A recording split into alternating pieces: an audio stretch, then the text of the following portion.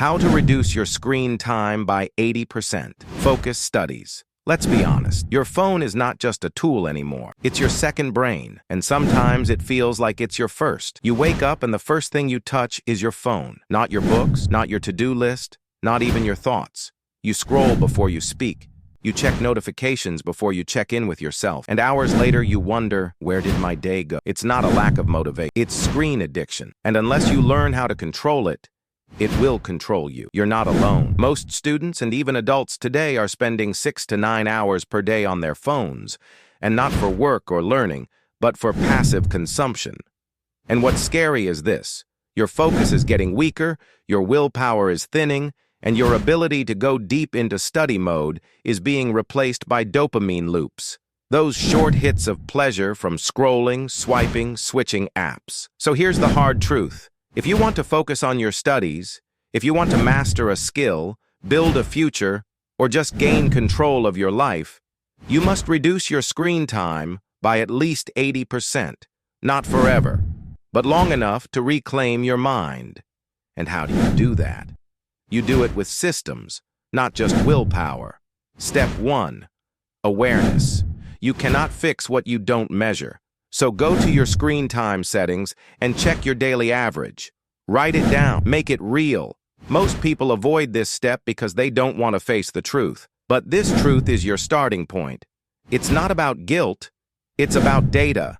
If you're spending 7 hours a day on screens, that's 49 hours a week.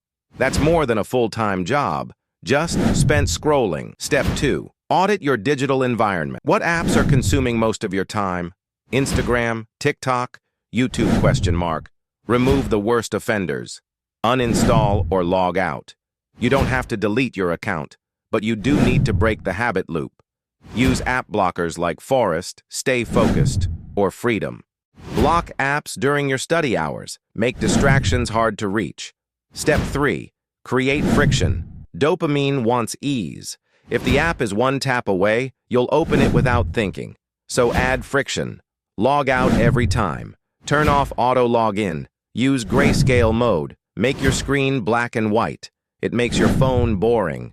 Put your phone in a drawer or in another room while studying. Even better, give it to a sibling or parent during your deep work blocks. Step 4. Build a study ritual.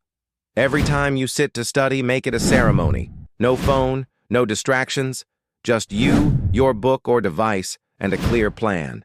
Use a Pomodoro timer. 25 minutes of focus, 5 minutes of break. In breaks, do not touch your phone. Stretch, walk, breathe, or sip water. Anything but screen time. This trains your brain to separate study from dopamine cravings.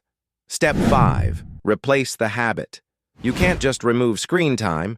You have to replace it. What will you do in the time you free up? Read a real book, practice recall, journal your thoughts, learn a new concept. When you give your mind something meaningful to focus on, it won't crave junk input. Fill your free time with high-quality tasks. Step 6. Morning and night rule. No screens for the first 30 minutes after waking up and the last 30 minutes before sleeping. This is sacred time. In the morning, use it to set intentions, plan your day, stretch, read one page. At night, use it to reflect, review what you learned, and reset your brain for tomorrow. Protecting your mornings and nights rewires your attention. Step 7.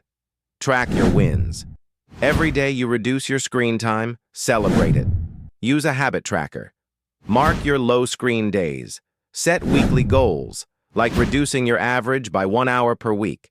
Slowly, you go from 8 hours a day to 6, then 4, then maybe even just 2 hours. That's a massive transformation. And it shows in your grades, your focus, your inner peace. Step 8. Social detox days. Once a week, take a full day off social media. No posts, no DMs, no reels, just real life. At first, it will feel weird. Then, it will feel powerful. You'll discover how much time and mental clarity you can gain. That's when you'll realize most of the internet isn't helping you grow. It's just keeping you busy. Step 9. Declare your study zone a no-phone zone.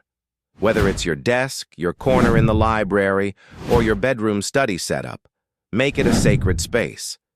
Your phone should not enter it during focus blocks. This small physical boundary creates a powerful mental boundary.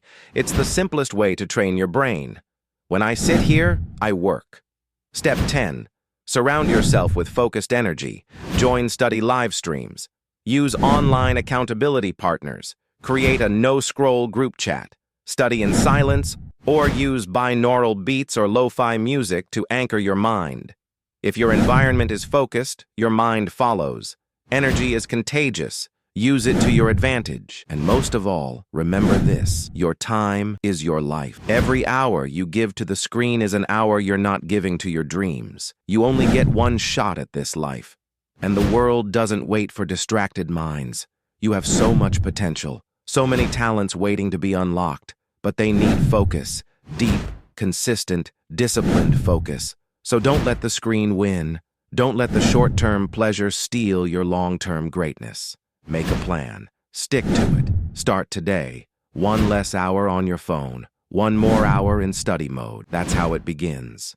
And 30 days from now, you won't just have reduced your screen time.